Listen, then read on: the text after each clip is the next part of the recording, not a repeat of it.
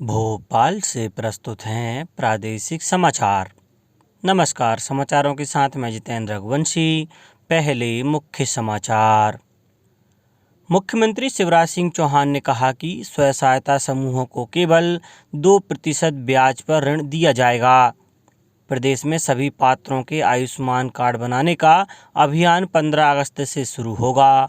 Under 16 पहली खेलो India महिला hockey league 16 से 23 अगस्त के बीच नई दिल्ली के मेजर ध्यानचंद स्टेडियम में और आगामी 24 घंटों के दौरान रीवा, चंबल, उज्जैन, ग्वालियर, जबलपुर और भोपाल संभागों में कहीं कहीं भारी बारिश की आशंका। अब समाचार विस्तार से। मुख्यमंत्री शिवराज सिंह चौहान ने स्वयं सहायता समूहों की महिलाओं से संवाद किया। मुख्यमंत्री निवास पर आयोजित कार्यक्रम में प्रदेश के विभिन्न जिलों की लगभग 300 समूह सदस्य बहनें शामिल हुईं। इस दौरान उन्होंने स्वयं सहायता समूहों को 200 करोड़ रुपए का ऋण वितरित किया। उन्होंने कहा कि स्वयं सहायता समूहों को केवल 2% ब्याज पर ऋण दिया जाएगा। बैंकों का बाकी ब्याज सरकार जमा करेगी। श्री चौहान ने कहा कि नल जल योजना के तहत अब तक 50 लाख घरों में नल कनेक्शन लगाए गए हैं। अब जल कर वसूली का काम भी स्वयं सहायता समूह की बहनें करेंगी। उन्हें वसूली पर 20% कमीशन मिलेगा। राज्य ग्रामीण आजीविका मिशन के अंतर्गत ग्रामीण क्षेत्रों की निर्धन महिलाओं को स्वयं सहायता समूहों से जोड़कर उनका सामाजिक और आर्थिक सशक्तिकरण किया जा रहा है। मुख्यमंत्री शिवराज सिंह चौहान ने कहा है कि हर घर तिरंगा अभियान हमारी देशभक्ति की अभिव्यक्ति है। हमें यह सुनिश्चित करना है कि प्रदेश के हर घर पर तिरंगा फहराए। हर घर तिरंगा अभियान की प्रदेश में जारी तैयारियों की वीडियो कॉन्फ्रेंस से समीक्षा के दौरान उन्होंने निर्देश दिए कि हर गांव और हर वार्ड का कोई घर तिरंगा अभियान में सम्मिलित होने से न छूटे। श्री चौहान ने कहा कि प्रदेश के दूरस्थ गांवों तक राष्ट्रीय ध्वज की उपलब्धता सुनिश्चित की जाए।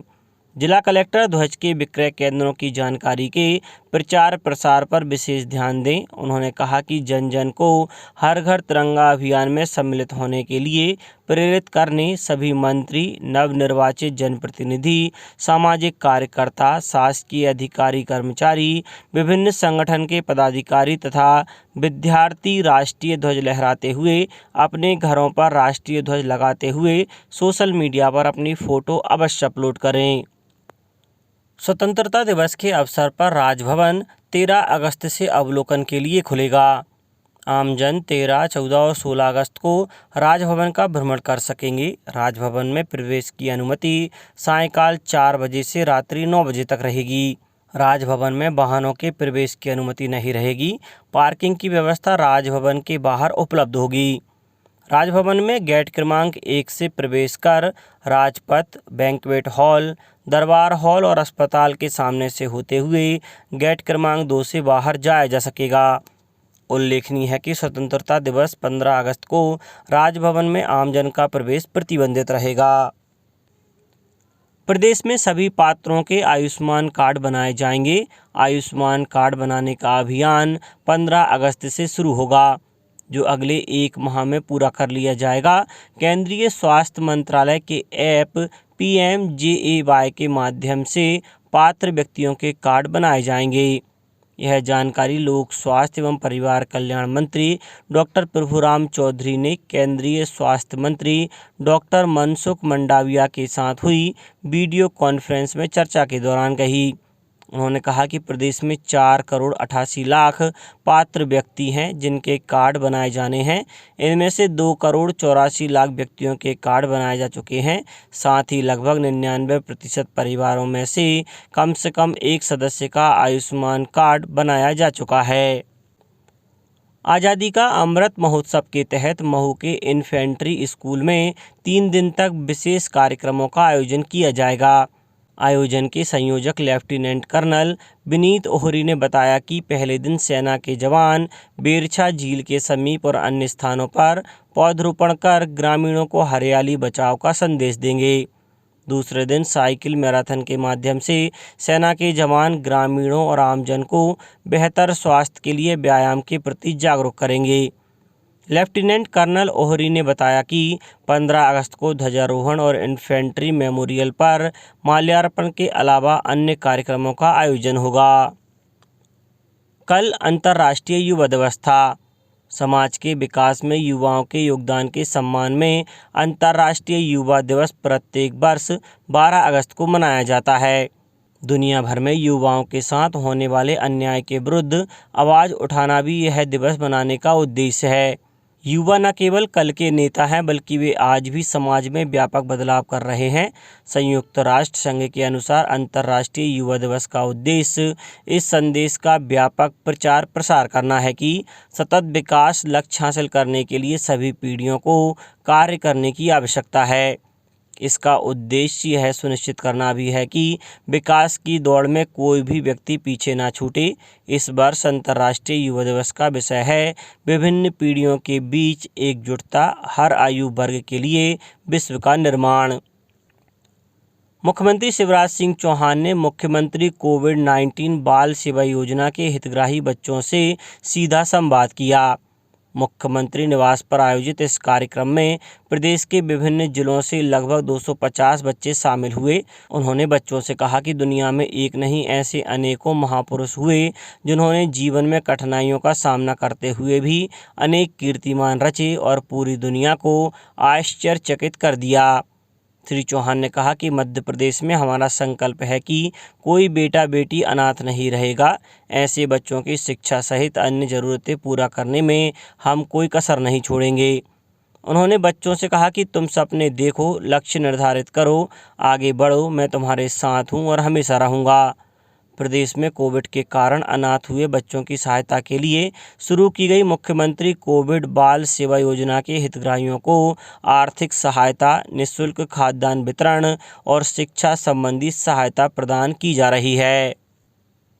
केंद्रीय गृह और सहकारिता मंत्री अमित शाह ने सहकारिता को देश की प्रत्येक पंचायत तक ले जाने के लिए विभिन्न कार्यनीति अपनाने की आवश्यकता पर बल दिया है। श्री शाह ने नई दिल्ली में ग्रामीण सहकारी बैंक के एक दिन के राष्ट्रीय सम्मेलन का उद्घाटन किया। उन्होंने कहा कि प्रत्येक पंचायत में प्राथमिक कृषि ऋण सोसाइटी के लिए 5 वर्ष की कार्यनीति बनाने की आवश्यकता है। गृह मंत्री ने कहा कि सरकार ने इन संस्थाओं के कामकाज की दक्षता बढ़ाने, पारदर्शिता और जवाबदेही लाने के लिए PACS के कंप्यूटरीकरण को स्वीकृति दी है। उन्होंने कहा कि देश की अर्थव्यवस्था के साथ ग्रामीण भारत को जोड़ने में ग्रामीण सहकारी बैंकों ने महत्वपूर्ण भूमिका निभाई है।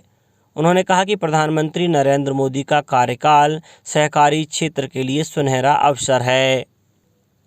प्रदेश में रक्षाबंधन के दूसरे दिन कल भुजरिया उत्सव मनाया गया। प्राचीन परंपरा के अनुसार छोटे बड़ों को भुजरिया देकर उनका आशीर्वाद लेते हैं। वहीं हम उम्र आपस में एक दूसरे को शुभकामनाएं देते हैं। पहली खेलो इंडिया महिला हॉकी लीग अंडर 16 इस महीने की 16 से 23 अगस्त के बीच नई दिल्ली के मेजर ध्यानचंद स्टेडियम में खेली जाएगी। युवा कार्य और खेल मंत्रालय के अनुसार देश की कुल 16 टीमें इसमें भाग ले रही हैं।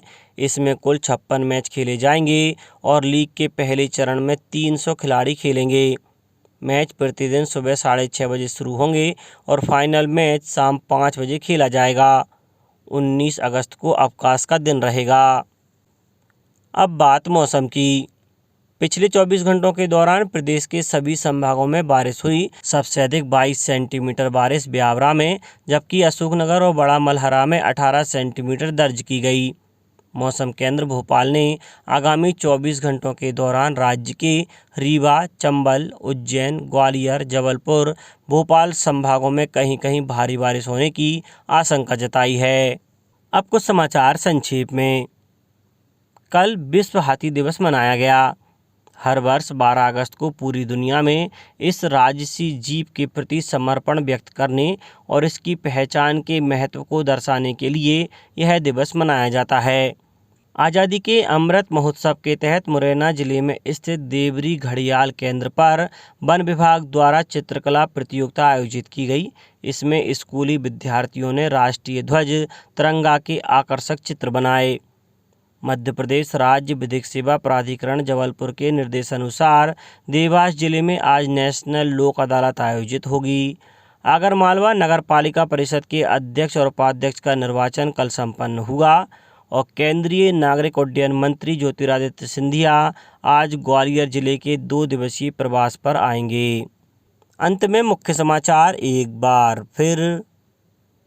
मुख्यमंत्री शिवराज सिंह चौहान ने कहा कि स्वयं सहायता समूहों को केवल 2% ब्याज पर ऋण दिया जाएगा। प्रदेश में सभी पात्रों के आयुष्मान कार्ड बनाने का अभियान 15 अगस्त से शुरू होगा।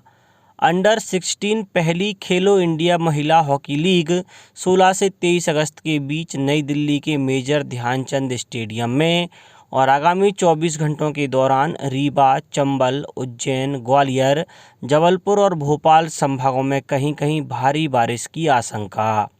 इस बुलेटिन में इतना ही। घर पर रहिए, सुरक्षित रहिए और सुनते रहिए प्रादेशिक समाचार। नमस्कार।